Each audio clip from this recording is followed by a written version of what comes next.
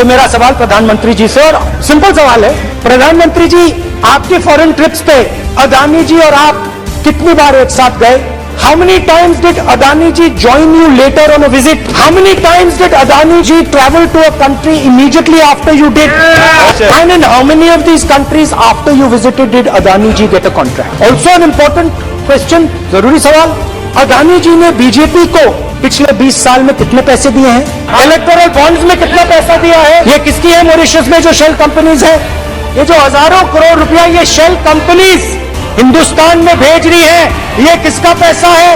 और क्या ये काम अदानी जी फ्री में कर रहे हैं? ये नेशनल सिक्योरिटी का मुद्दा है, आपको मालूम ही नहीं।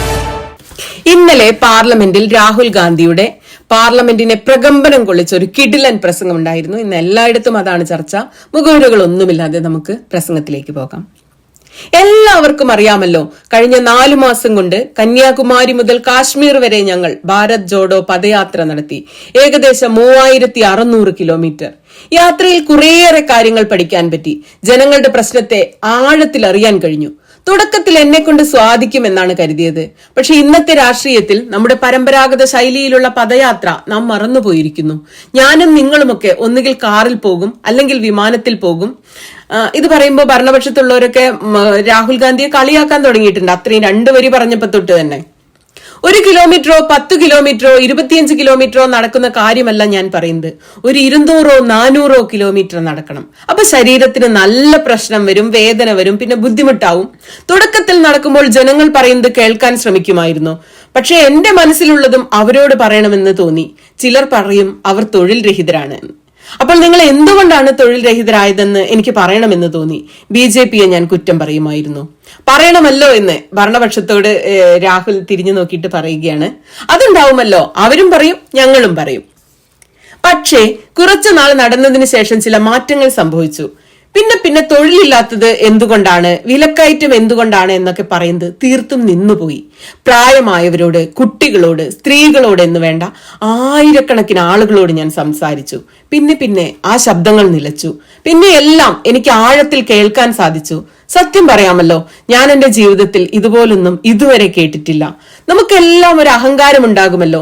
നമ്മൾ നമ്മുടെ കാര്യങ്ങൾ മാത്രം പറഞ്ഞുകൊണ്ട് നടക്കും. പതുക്കെ നടന്നുകൊണ്ടിരുന്നപ്പോൾ ആളുകളുടെ സ്വരം ആഴത്തിൽ കേൾക്കാൻ തുടങ്ങി. പിന്നെ വ്യക്തികളല്ല, യാത്ര തന്നെ ഇങ്ങോട്ട് സംസാരിക്കാൻ തുടങ്ങി. ഇത് പറയുമ്പോഴും BJPക്കാർ അവിടെ കിടന്നിട്ട് രാഹുലിനെ ഭയങ്കരമായിട്ട് കളിയാക്കി ചിരിക്കുകയാണ്. प्रधानमंत्री जी इजराइल जाते हैं और उसके एकदम बाद डिफेंस का रिश्ता है वो पूरा अदानी जी के हाथ में चला जाता है। ऑस्ट्रेलिया में प्रधानमंत्री जाते हैं, state bank of India $1 billion loan Adani ji को।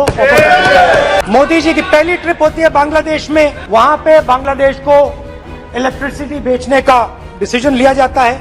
कुछ ही दिन बाद बांग्लादेश पावर डेवलपमेंट बोर्ड 25 साल का कॉन्ट्रैक्ट अदानी जी के साथ साइन करती है। श्रीलंका में श्रीलंका इलेक्ट्रिसिटी बोर्ड के चेयरमैन कहते हैं, राजपक्सा जी ने कहा कि हिंदुस्तान के प्रधानमंत्री ने उनको कहा है कि ये विंड पावर का प्रोजेक्ट है, ये अदानी जी को देना है। पहले अदानी जी के हवाई जहाज में मोदी जी जाते थे, अब मोदी जी के हवाई जहाज में अदानी जी जाते हैं। पहले लोकल मामला था, फिर नेशनल मामला हो गया, उसके बाद इंटरनेशनल मामला हो गया। ये हिंदुस्तान की फॉरेन पॉलिसी नहीं है, ये अदानी जी की फॉरेन पॉलिसी है, उनके बिजनेसेस बनाने की फॉरेन पॉलिसी है। യുവാക്കൾ വരും പറയും ഞങ്ങൾ തൊഴിൽ രഹിതരാണെന്ന്. എന്തിനാണ് പഠിച്ചതെന്ന് ചോദിച്ചാൽ എഞ്ചിനീയറിംഗ് വരെ പഠിച്ചിട്ടുണ്ടെന്ന് പറയും. ആയിരക്കണക്കിന് കർഷകരെ കണ്ടു. പ്രധാനമന്ത്രി ഭീമ യോജനയെക്കുറിച്ച് ഞങ്ങൾ സംസാരിച്ചു. ഞങ്ങൾ പൈസ അടയ്ക്കുന്നു, കൊടുങ്കാറ്റ് വരുന്നു, പൈസ അപ്രത്യക്ഷമാവുന്നു, ഞങ്ങളുടെ ഭൂമി തട്ടിപ്പറിക്കുന്നു, ഞങ്ങൾക്ക് മതിയായ വില ലഭിക്കുന്നില്ല, ഭൂപരിഷ്കരണ ബില്ല് നടപ്പാക്കുന്നില്ല തുടങ്ങി നിരവധി കാര്യങ്ങൾ കർഷകർ പറഞ്ഞുകൊണ്ടേയിരുന്നു. ആദിവാസികൾ പറയുന്നത്, വനവാസികളല്ലാട്ടോ, ആദിവാസികൾ എന്ന് പറഞ്ഞത് ട്രൈബൽ ബില്ലിൽ തന്നിരുന്നത് ഇപ്പോൾ തരുന്നില്ല എന്നാണ്. അങ്ങനെ കുറേയേറെ കാര്യങ്ങൾ കേട്ടു. പക്ഷെ പ്രധാന കാര്യങ്ങൾ തൊഴിലില്ലായ്മയും വിലക്കയറ്റവും കർഷകരുമാണ്. അഗ്നിവീറിനെ കുറിച്ച് ജനം പറഞ്ഞു. നിങ്ങൾ പറയുന്നത് അഗ്നിവീർ രാജ്യത്തിന് ഗുണം ചെയ്യുമെന്നാണ്. പക്ഷെ ഇന്ത്യയിലെ യുവാക്കളുണ്ടല്ലോ, പട്ടാളത്തിൽ ചേരാൻ വേണ്ടി പുലർച്ചെ 4 മണിക്ക് ഓടുന്നവർ, അവർ നിങ്ങളോട് യോജിക്കുന്നില്ല. അവർ പറയുന്നത് 15 കൊല്ലം രാജ്യത്തെ സേവിച്ചാൽ പെൻഷൻ കിട്ടുമായിരുന്നു. എന്നാൽ അഗ്നിവീറിലുള്ളവർക്ക് ഒന്നുമില്ല.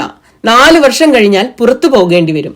മിലിറ്ററിയിലെ ഉന്നത ഉദ്യോഗസ്ഥരെയും ഞാൻ കണ്ടു.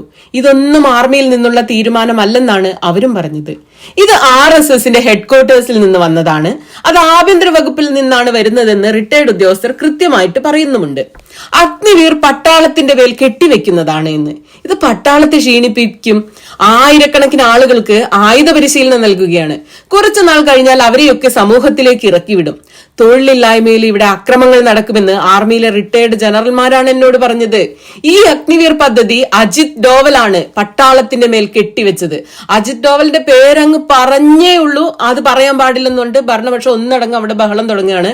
എന്നാൽ സഭയിൽ പറയാൻ പാടില്ല എന്ന്, എന്തുകൊണ്ട് പറയാൻ പാടില്ലെന്ന് പറഞ്ഞ് രാഹുൽ അവരെ തിരിച്ച് ക്വസ്റ്റ്യൻ ചെയ്യുന്നു. ഇതിലെ രസകരമായ കാര്യം പിന്നെ ഞാൻ പ്രസിഡന്റ്സ് അഡ്രസ്സിൽ വായിച്ചു. രാജ്യത്തിലെ യുവാക്കൾ മുഴുവൻ അഗ്നിവീർ അഗ്നിവീർ എന്ന് പറയുന്നു. അവർക്ക് ആർക്കും അഗ്നിവീർ വേണ്ട, പട്ടാളത്തിനും വേണ്ട അഗ്നിവീർ. പ്രസിഡന്റ്സ് അഡ്രസ്സിൽ ഒരുപാട് കാര്യങ്ങൾ പറയുന്നുണ്ട്. അഗ്നിവീർ ഞങ്ങളാണ് കൊണ്ടുവന്നതെന്ന് അഗ്നിവീറിനെ കുറിച്ച് ഒരു വരി പറയുന്നുണ്ട്. അതിൽ കൂടുതലൊന്നും പക്ഷെ പറയുന്നുമില്ല. തൊഴിലില്ലായ്മയും വിലക്കയറ്റവും കർഷകരെ കുറിച്ച് ഒന്നും അതിലില്ല. എനിക്ക് വളരെ വിചിത്രമായി തോന്നുകയാണ് കാര്യങ്ങൾ. ജനം ഒന്ന് പറയുന്നു, അതിൽ നിന്ന് വിഭിന്നമായി സർക്കാർ മറ്റൊന്ന് പറയുന്നു.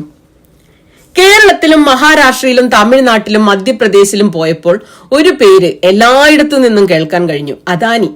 ഇന്ത്യയിൽ മുഴുവൻ ഈ പേരാണ്. കാശ്മീരിലും ഹിമാചലിലും കേരളത്തിലെ കർണാടകയിലും എവിടെ നോക്കിയാലും അദാനി അദാനി അദാനി. ഈ പേരിനെ കുറിച്ച് എന്നോട് ജനം ചോദിക്കുമ്പോൾ 1-2 ചോദ്യങ്ങൾ അവർ ചോദിക്കുമായിരുന്നു. ഈ അദാനിജി എന്ത് ബിസിനസ് ചെയ്താലും അതൊക്കെ വിജയിക്കുകയാണ്, അദ്ദേഹം പരാജയപ്പെടുന്നേയില്ല. എന്താണ് ആ രഹസ്യം? യുവാക്കളും എന്നോട് ഇത് തന്നെയാണ് ചോദിച്ചുകൊണ്ടിരിക്കുന്നത്. എന്താ സംഭവിക്കുന്നത്? മോദിജി പറയുന്നത് പോലെയാണെങ്കിൽ ഏതെങ്കിലും സ്റ്റാർട്ടപ്പ് തുടങ്ങുക, ഏതെങ്കിലുമൊക്കെ ബിസിനസ്സിൽ തള്ളിക്കയറി വിജയിക്കുക. രണ്ടാമത്തെ ചോദ്യം, ആ അദാനിജി എല്ലാ ബിസിനസ്സും ചെയ്യുന്നു. പണ്ട് ഒരു ബിസിനസ് മാത്രമേ ഉണ്ടായിരുന്നുള്ളൂ, ഇപ്പൊ 8-10 മേഖലകളിൽ ബിസിനസ് ചെയ്യുന്നു. വിമാനത്താവളം, data centre, cement, solar energy, wind energy, aerospace and defence, consumer finance, renewables, media, sports. അദാനിയുടെ ഈ നെറ്റ്വർക്ക് 2014 മുതൽ 22 വരെ $8 മില്യൺ നിന്ന് $140 ബില്യൺ എങ്ങനെയാണ് ഉയർന്നത് എന്ന് ജനം എന്നോട് ചോദിക്കുന്നുണ്ട്.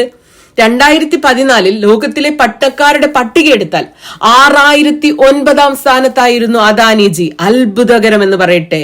ഈ വിവാദങ്ങൾ തുടങ്ങുന്നതിന് തൊട്ടു മുമ്പ് 2ാം സ്ഥാനത്തായിരുന്നു. മോദിജി ഉണ്ടെങ്കിൽ സാധിക്കുമെന്ന് മുദ്രാവാക്യം സഭയിൽ പ്രതിപക്ഷ ഭാഗത്തു നിന്ന് ഉയരുന്നു. പ്രതിപക്ഷവും ആദ്യമായിട്ടൊന്ന് വാ തുറന്ന് സംസാരിച്ചു. മോദിജി ഉണ്ടെങ്കിൽ എന്തും സാധിക്കുമെന്നവർ മുദ്രാവാക്യം വിളിച്ച് രാഹുലിന് സപ്പോർട്ട് പറഞ്ഞു. एक और चीज हमें बताई गई, तमिलनाडु से लेकर केरला, महाराष्ट्र, मध्य प्रदेश, सब जगह एक नाम सब जगह हमें सुनने को मिला, अदानी। ये नाम पूरे हिंदुस्तान में, केरल में, तमिलनाडु में, महाराष्ट्र, कर्नाटका, हिमाचल, कश्मीर, सब जगह अदानी अदानी अदानी अदानी अदानी।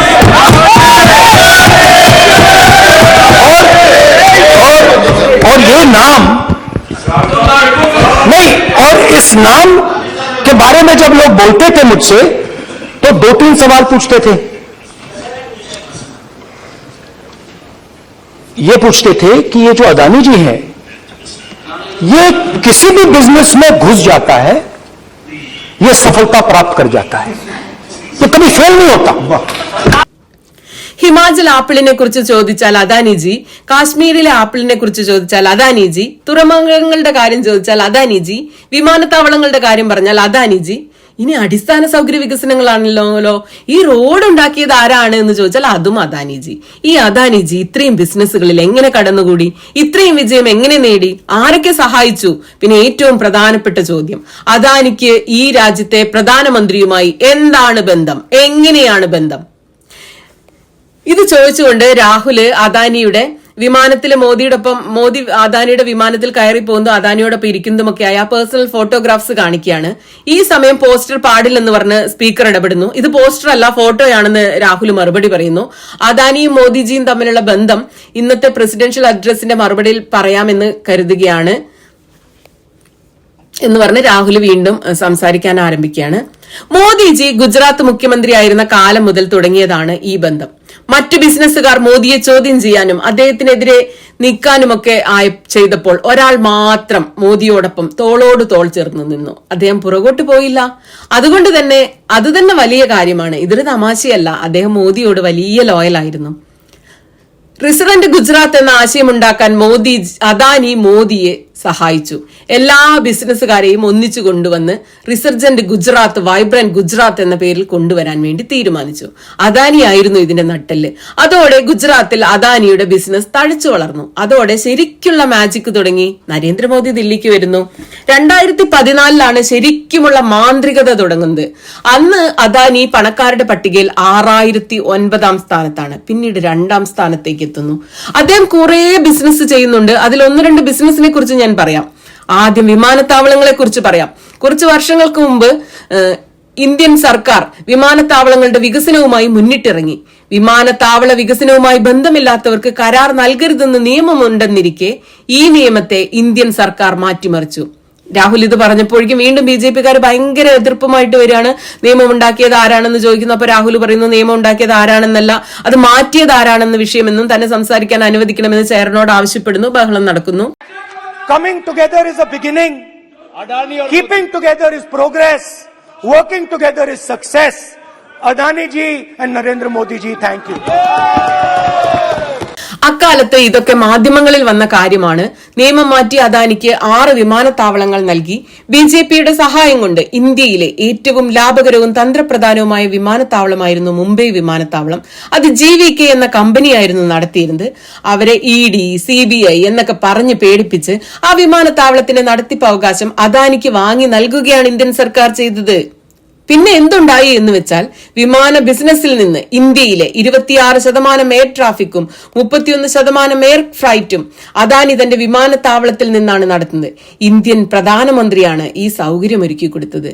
മുമ്പ് സംസാരിച്ച പ്രഭാഷകൻ ഫോറിൻ പോളിസിയെ കുറിച്ചാണ് സംസാരിച്ചത്. നമുക്കും ഫോറിൻ പോളിസിയെ കുറിച്ച് സംസാരിക്കാം. എവിടെ നിന്ന് തുടങ്ങണം? ഡിഫൻസിൽ നിന്ന് തുടങ്ങാം. ഡിഫൻസിൽ അദാനിക്ക് ഒരു മുൻ പരിചയവും ഉണ്ടായിരുന്നില്ല. കഴിഞ്ഞ ദിവസം ഞാൻ പ്രധാനമന്ത്രിയെ HAL-ൽ കണ്ടു. തെറ്റായ ആരോപണമാണ് ഉന്നയിക്കുന്നത് എന്നാണ് പ്രധാനമന്ത്രി പറഞ്ഞത്. പക്ഷേ HML-ലെ ഹെലികോപ്റ്റർ കമ്പനിക്ക് അനിൽ അംബാനിക്ക് ലഭിച്ചു. ഇതും ഒരു തരം സൗകര്യമൊരുക്കൽ തന്നെയാണ്.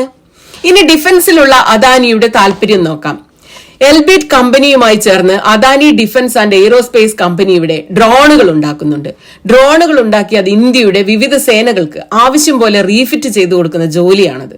അതിൽ അദാനിക്ക് ഒരു മുൻകാല പരിചയവുമില്ല. ഹിന്ദുസ്ഥാൻ എയറോനോട്ടിക്സ് പോലുള്ള ഇന്ത്യയിലെ മറ്റു കമ്പനികൾ ജോലിയിൽ മുൻപരിചയമുള്ളവരാണ്. പ്രധാനമന്ത്രി നരേന്ദ്രമോദി ഇസ്രായേലിലേക്ക് പോകുന്നു.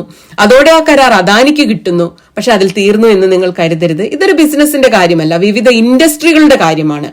വിമാനത്താവളങ്ങളുടെ വിപണി വിഹിതത്തിൽ 30% ഇന്ന് അദാനിയുടെ കൈകളിലാണ്. ഇപ്പോൾ അതുതന്നെയാണ് ഡിഫൻസിലും സംഭവിക്കുന്നത്. ഈ ജോലി ഇതിനു മുമ്പ് അദാനി ചെയ്തിട്ടില്ല. പക്ഷെ ഡിഫൻസിൽ അദ്ദേഹത്തിന് 4 കമ്പനികളുണ്ട്. ആർമി ഉപയോഗിക്കുന്ന പ്രത്യേക ആയുധങ്ങളും സൈഫർ റൈഫിളും ഒക്കെ അദാനിയാണ് ഉണ്ടാക്കുന്നത്. എങ്ങനെയാണെന്ന് ചോദിച്ചാൽ പ്രധാനമന്ത്രി നേരെ ഇസ്രായേലിലെത്തുന്നു, ബീച്ചിൽ നടക്കുന്നു. പക്ഷെ അത്ഭുതകരം എന്ന് പറയട്ടെ, ആയുധ കരാറുകളൊക്കെ അദാനിക്ക് ലഭിക്കുന്നു. കണ്ടാ തോന്നും ഇന്ത്യയും ഇസ്രായേലും തമ്മിലുള്ള മുഴുവൻ പ്രതിരോധ ബന്ധങ്ങളും അദാനിജിയുടെ കൈകളിലാണെന്ന്. ഏവിയോണിക്സിന്റെ ബിസിനസ് ചെയ്തിരുന്ന തന്ത്രപ്രധാനമായ ഒരു കമ്പനി ഉണ്ടായിരുന്നു, ആൽഫ ഡിഫൻസ്. അതിനെയും അദാനിക്ക് നൽകി കഴിഞ്ഞു. ഇന്ത്യ ഇസ്രായേൽ പ്രതിരോധ കരാറുകളിൽ 90% അദാനിയുടെ കൈകളിലാണ്. ഇനി ഓസ്ട്രേലിയയിലേക്ക് പോകാം. മോദി ഓസ്ട്രേലിയയിലേക്ക് പോകുന്നു. അത്ഭുതകരമെന്ന് പറയട്ടെ, SBI അദാനിക്ക് $100 കോടി വായ്പ നൽകുന്നു. മോദി ബംഗ്ലാദേശിലേക്ക് പോകുന്നു. ബംഗ്ലാദേശ് ആണെങ്കിൽ അവരുടെ വൈദ്യുതി വിൽക്കാൻ നടക്കുന്നു. കുറച്ച് ദിവസങ്ങൾക്ക് ശേഷം 1500 മെഗാവാട്ടിന്റെ 25 കൊല്ലത്തെ വൈദ്യുത വിതരണ കരാർ ബംഗ്ലാദേശ് അദാനിയുമായി ഒപ്പുവെക്കുന്നു. അവിടെ നിന്ന് മോദി ശ്രീലങ്കയിലേക്ക് പോകുന്നു. June 2022 Ceylon electricity board chairman MMC Fernando parliamentary അന്വേഷണ കമ്മിറ്റിക്ക് മുമ്പാകെ മൊഴി നൽകുന്നു. അതായത് വിൻഡ് മിൽ പ്രോജക്ട് അദാനിക്ക് നൽകാൻ നരേന്ദ്രമോദി അന്നത്തെ ശ്രീലങ്കൻ പ്രസിഡന്റ് ആയിരുന്ന മഹേന്ദ്ര രാജപക്സെയെ നിർബന്ധിച്ചു എന്നാണ് മൊഴി. ഇതാണ് നിങ്ങളുടെ ഫോറിൻ പോളിസി. ഇത് ഇന്ത്യയുടെ ഫോറിൻ പോളിസി അല്ല, ഇത് അദാനിയുടെ ബിസിനസ് ഉണ്ടാക്കാനുള്ള ഫോറിൻ പോളിസിയാണ്. पोर्ट्स की बात भी थी. ये भी सवाल पूछा, ये भी पूछा कि भैया एक बात बताइए, राहुल जी बताइए हमें कि अदानी जी का जो नेटवर्थ है वो 3 साल के अंदर, नहीं सॉरी 2014 से लेकर 2022 तक ये $8 बिलियन से $140 बिलियन कैसे हो गया? कैसे हुआ? मोदी है तो ये 2014 में अगर आप दुनिया की, मुस्कुरा रहे हैं आप, बीजेपी में है ना आप, तो ये लिस्ट आती है, एक लिस्ट आती है दुनिया के सबसे अमीर लोगों की। इस पे ये 609 नंबर पे थे 14 में, 609 पीछे बिल्कुल। पता नहीं जादू हुआ, दूसरे नंबर पे पहुंच गए। मोदी है तो मुमकिन है।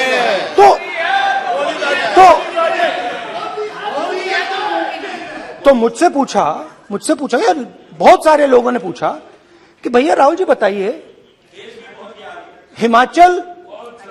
हिमाचल में सेब की बात होती है अदानी जी, कश्मीर में सेब की बात होती है अदानी जी, पोर्ट्स की बात होती है अदानी जी, एयरपोर्ट की बात होती है अदानी जी, इंफ्रास्ट्रक्चर, अच्छा हम सड़क पे चल रहे हैं, मैं पूछूं किसने बनाई? अदानी जी। तो लोगों ने यह भी पूछा कि राहुल जी ये जो अदानी जी जो हैं, इनकी सफलता कैसे हुई? ये इतने बिजनेसेस में कैसे घुस गए? इतनी सफलता कैसे प्राप्त हुई? और सबसे जरूरी सवाल, इनका हिंदुस्तान के प्रधानमंत्री के साथ क्या रिश्ता है और कैसा रिश्ता है? देश जानना चाहता है, तो देश जानना चाहता है। ये देखिए रिश्ता, ये देख लीजिए प्लीज।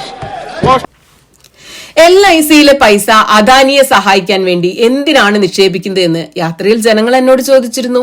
1000 കോടി രൂപ ഇന്ത്യയുടെ പൊതുമേഖലാ ബാങ്കുകളിൽ നിന്ന് അദാനിക്ക് കിട്ടുന്നുണ്ട്. ബാങ്ക് ഓഫ് ബറോഡ, PNB, നിരവധി ബാങ്കുകളുണ്ട്. പക്ഷെ LIC നിക്ഷേപിച്ചിരിക്കുന്നത് 36,000 കോടി രൂപയാണ്. SBIയുടെയും മറ്റു പൊതുമേഖലാ ബാങ്കുകളുടെയും 3 കോടി രൂപ മാത്രമാണ് അദാനിയെ ഫണ്ട് ചെയ്യാൻ പോകുന്നു. ബാങ്കുകൾ അദാനിക്ക് നിർലോഭമായി വായ്പ അനുവദിക്കുകയാണ്. എങ്ങനെ നൽകാതിരിക്കും? ED, CBI എന്നിങ്ങനെ ഏജൻസികൾ മുന്നിൽ വന്നു നിന്നാൽ ആരായാലും വായ്പ നൽകിപ്പോകും. അടുത്തിടെയാണ് ഹിൻഡൻബർഗിന്റെ റിപ്പോർട്ട് പുറത്തു വന്നത്. അതിൽ പറയുന്നുണ്ട് അദാനിക്ക് രാജ്യത്തിന്റെ പുറത്ത് ഷെൽ കമ്പനികൾ ഉണ്ടെന്ന്. മൗറീഷ്യസിൽ നിന്നൊക്കെ ഈ ആയിരക്കണക്കിന് കോടി രൂപ ഇന്ത്യയിലേക്ക് അയക്കുന്നത് ഏത് കമ്പനിയാണെന്നാ നിങ്ങളുടെ വിചാരം? ഈ കാര്യമൊക്കെ അദാനി ഫ്രീ ആയി ചെയ്യുന്നതാണോ? രാജ്യത്തെ തുറമുഖങ്ങളും വിമാനത്താവളങ്ങളും പ്രതിരോധവും തുടങ്ങി തന്ത്രപ്രധാനമായ ബിസിനസ് ചെയ്യുന്ന ആളാണ് അദാനി. അങ്ങനെ ഒരാളുടെ കമ്പനികളിലേക്ക് എങ്ങനെയാണ് ഷെൽ കമ്പനികളിൽ നിന്ന് രാജ്യത്ത് പണം എത്തുന്നതെന്ന് റിപ്പോർട്ട് വന്നതിന് ശേഷവും നമ്മുടെ സർക്കാർ അന്വേഷിക്കുന്നില്ല. ഇത് ആരുടെ ഷെൽ കമ്പനിയാണ്, ആരുടെ പൈസയാണ് രാജ്യത്തിലേക്ക് ഒഴുകുന്നത് എന്നൊക്കെ അന്വേഷിക്കേണ്ട ഇന്ത്യൻ സർക്കാരിന്റെ ഉത്തരവാദിത്തമാണിത്. ഇത് ദേശസുരക്ഷയുടെ കാര്യമാണ്. ഇനി ഞാൻ അല്പം ബഡ്ജറ്റിനെ കുറിച്ച് പറയാം. 2022 അദാനിജി പറഞ്ഞിരുന്നത് ഗ്രീൻ ഹൈഡ്രജൻ ഇക്കോ പദ്ധതിയിൽ $50 ബില്യൺ നിക്ഷേപിക്കുമെന്നാണ്. കഴിഞ്ഞ ദിവസം BJPയുടെ ഫിനാൻസ് മിനിസ്റ്റർ നിർമ്മല സീതാരാമൻ ജി പറയുന്നു നമ്മുടെ ഗ്രീൻ ഹൈഡ്രജൻ പ്രോജക്ടിനായി നല്ല ഇൻസെന്റീവുകൾ നൽകുമെന്ന്. 19,700 കോടി രൂപ ഗ്രീൻ പ്രോജക്ടിനായി നൽകും. അതായത് അദാനിക്ക് നൽകുമെന്ന് തന്നെ. ബജറ്റിൽ അദാനിക്കായി 50 പുതിയ എയർപോർട്ടുകൾ, കോസ്റ്റൽ ഷിപ്പിംഗ്, ഹോർട്ടിക്കൾച്ചർ, വലിയ സംഭരണശാല ഒക്കെ BJP നൽകുകയാണ്. പ്രധാനമന്ത്രി നാളെ സംസാരിക്കുമ്പോൾ എനിക്ക് അദ്ദേഹത്തോട് 3 ചോദ്യമേ ചോദിക്കാനുള്ളൂ. 1, ഗൗതം അദാനിയെ കൂട്ടി പ്രധാനമന്ത്രി നരേന്ദ്രമോദി എത്ര തവണ വിദേശയാത്ര നടത്തി? എത്ര തവണ അദാനി പിന്നാലെ എത്തി? മോദി സന്ദർശിച്ചു മടങ്ങിയ രാജ്യത്തേക്ക് പിന്നാലെ അദാനി എത്ര തവണ പോയി? മോദിയുടെ സന്ദർശന ശേഷം ഓരോ രാജ്യത്തു നിന്നും അദാനി എത്ര കരാറുകൾ നേടി? 2, കഴിഞ്ഞ 20 വർഷത്തിനുള്ളിൽ അദാനി എത്ര പണം BJPക്ക് ഇലക്ട്രൽ ബോണ്ടിലൂടെ നൽകി? 3, തുടങ്ങി വെക്കുന്ന ഒരു സംരംഭത്തിൽ പോലും തോൽക്കാതെ എല്ലാം വെട്ടിപ്പിടിക്കാൻ ഒരു വ്യവസായിക്ക് എങ്ങനെ കഴിയുന്നു? ബിസിനസ്സും രാഷ്ട്രീയവും എങ്ങനെ ഒന്നിച്ചു നിന്ന് നേട്ടങ്ങൾ കൊയ്യുന്നു എന്ന് ഹാർവാർഡ് പോലുള്ള ബിസിനസ് സ്കൂളുകൾ പഠനം നടത്തണം. ഇന്ത്യ നല്ലൊരു കേസ് സ്റ്റഡിയാണ്. നരേന്ദ്രമോദിക്ക് ഇക്കാര്യത്തിൽ ഒരു ഗോൾഡ് മെഡൽ നൽകണം എന്നൊക്കെ പറഞ്ഞുകൊണ്ട് രാഹുൽ പ്രസംഗം അവസാനിപ്പിക്കുകയാണ്. വീണ്ടും ആവർത്തിക്കട്ടെ, ചില പ്രസംഗങ്ങളുടെയൊക്കെ അവസാനം ഞാൻ ഈ സെയിം സെന്റൻസ് പറയുന്നുണ്ടാകാം. ഞാൻ ഈ അടുത്ത കാലത്ത് കേട്ട ഏറ്റവും നല്ല പ്രസംഗമാണിത്. കാരണം ഇതൊരു നല്ലൊരു ജേർണലിസ്റ്റിക് റിപ്പോർട്ട് പോലെ അദാനി മോദി ബന്ധത്തെക്കുറിച്ച് ഭയങ്കര കൃത്യമായിട്ട് എഴുതിയിരിക്കുകയാണ്. വളരെ അടുക്കും ചിട്ടയിലും എഴുതി തയ്യാറാക്കിയ പ്രസംഗം. അതേ അടുക്കും ചിട്ടയിലും രാഹുൽ ഗാന്ധി അത് പറയുന്നു, ഒന്നും തെറ്റിപ്പോകുന്നില്ല.